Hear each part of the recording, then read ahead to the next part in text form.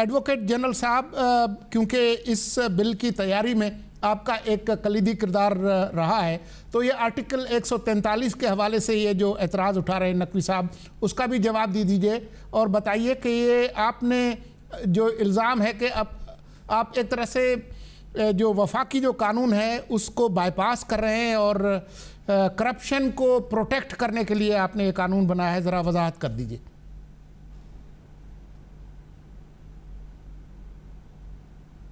بالکل دونوں گراؤنڈز جو ہیں وہ بالکل بیس لیس ہیں، وہ کانسٹیٹیوشن کے تحت نہیں ہیں۔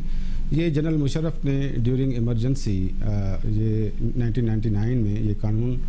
بنایا تھا اور اس کے پریمبل میں لکھا ہوا ہے in pursuance of proclamation of emergency of 14 October 1999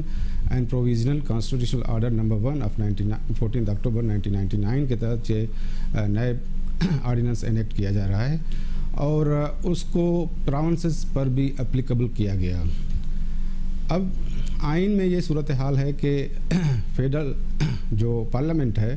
وہ جو فیڈرل لسٹ میں سبجیکٹس ہیں اس پر قانون سازی کر سکتی ہے اور دوسرے تمام سبجیکٹس پر جو قانون سازی کا اختیار ہے وہ صوبائی اسمبلی کے پاس ہے اور اس میں 3 کانکرنٹ سبجیکٹس ہیں، کرمنل لا، کرمنل پروسیجر اور ایویڈنس، جس پر دونوں پارلیمنٹ اور پروونشل اسمبلی قانون سازی کر سکتے ہیں۔ لیکن پارلیمنٹ 2 صورتوں میں جو ہے وہ پروونشل سبجیکٹ میں پر قانون سازی کر سکتی ہے۔ ایک آئین کے آرٹیکل 232 کے تحت جب ایمرجنسی نافذ کی جائے اور دوسرا آئین کے آرٹیکل 144 کے تحت جب پروونشل اسمبلی ریزولوشن پاس کرے۔ لیکن دونوں میں ایفیکٹ یہ ہے کہ جب ایمرجنسی کے تحت پارلیمنٹ پروونشل سبجیکٹ پر لیجسلیشن کرتی ہے تو وہ ایمرجنسی کے ختم ہونے کے 6 مہینے کے بعد automatically ceases to have effect, اور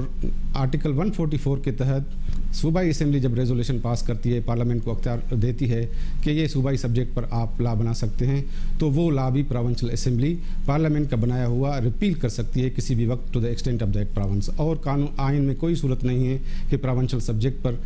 پارلیمنٹ قانون سازی کر سکے۔